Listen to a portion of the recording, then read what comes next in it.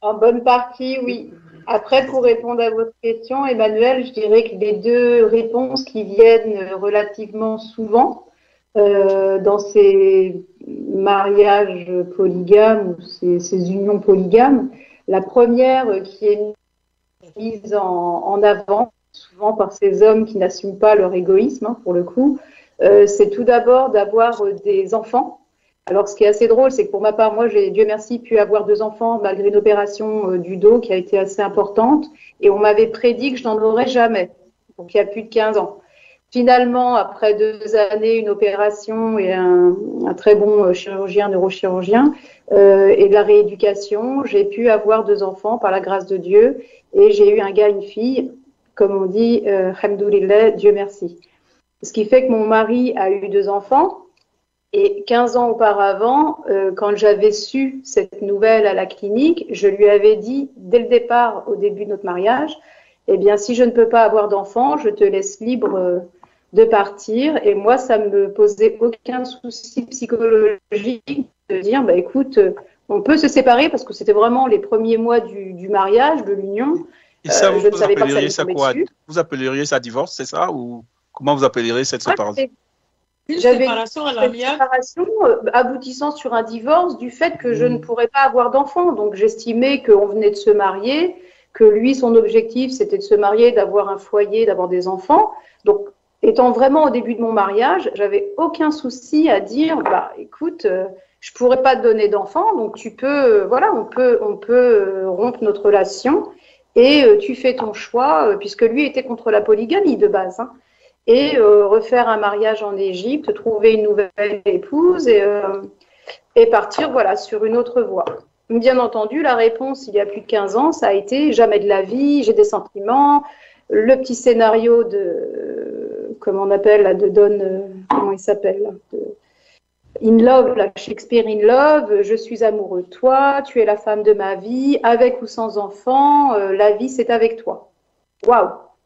Donc le jour où j'apprends la fausse polygamie, parce que c'est plutôt une union derrière mon dos, ça a été le choc. Parce que là, je lui ai ressorti. Je lui ai dit ça, fallait penser comme ça et faire ça. Il y a plus de 15, enfin, il y a plus de 18 ans en arrière, avant même d'officialiser notre union et avant même de construire une vie ensemble. Donc voilà, les deux raisons, je dirais, ce qu'ils nous sortent en général, c'est d'avoir des enfants. Donc là, quand bien même on a eu deux enfants, je sais que mon ex-mari maintenant est père de deux enfants entre un mariage qui a duré 18 ans et un divorce qui est sur sa 4e année, puisque c'est un divorce qui est extrêmement complexe. J'ai eu 3 avocats différents. Les 2 premiers ont été gentiment remerciés parce que voilà, le dossier est complexe et il fallait vraiment une super avocate qui mesure l'importance et les enjeux. Donc, au jour d'aujourd'hui, il a refait sa vie, on est en divorce et il est déjà père de 2 autres enfants avec une Européenne. Voilà, appelons ça de l'amour, appelons ça de la stratégie ou appelons ça ce qu'on veut. Pour moi, c'est ni une polygamie, c'est ni une union, entre guillemets, légiférée, parce que tout est fait à l'envers, sans aucune règle. Et la deuxième raison, à part les enfants, donc ce serait l'objectif d'avoir des enfants supplémentaires en étant polygame. Ok, ça c'est un fait. Le deuxième objectif, c'est tout simplement, oui, revivre une jeunesse. Moi, j'ai entendu de la part de plusieurs hommes la volonté de revivre, comment dire,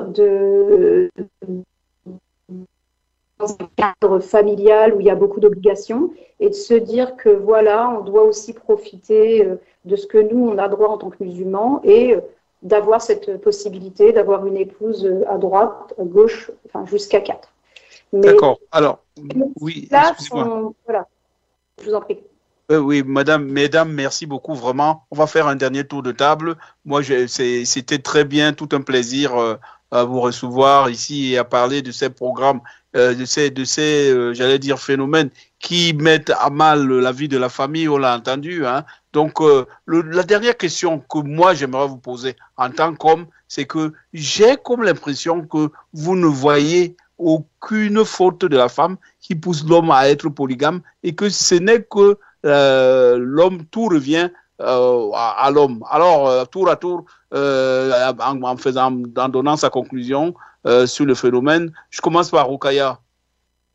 Mais moi, en tout cas, c'est la question que je voulais aborder parce que c'est comme si on a parlé, on a analysé le problème d'un seul côté, alors qu'il y a deux protagonistes. Merci.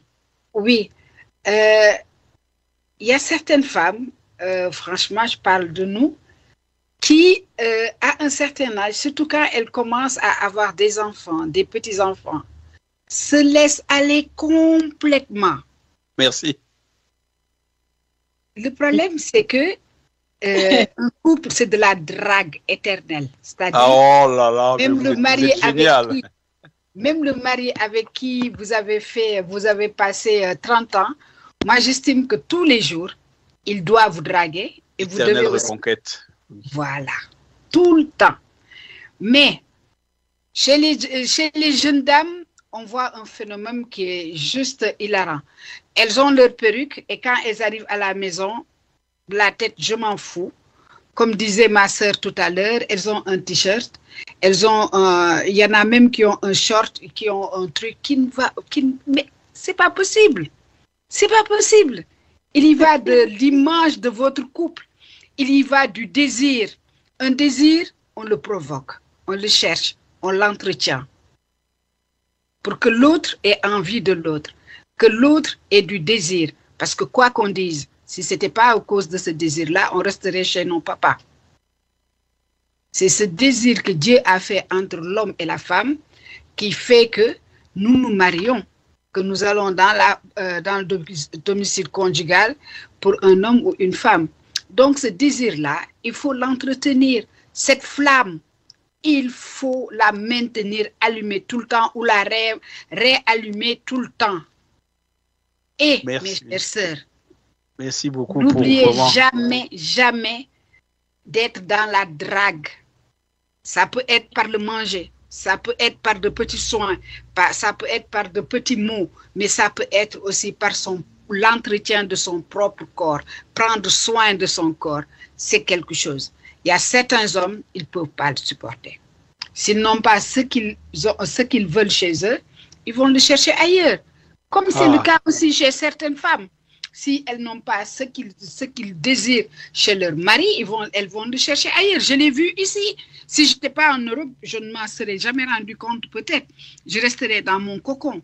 Mais c'est une réalité. Donc, soyons... je ne sais pas, ça peut être par plusieurs trucs.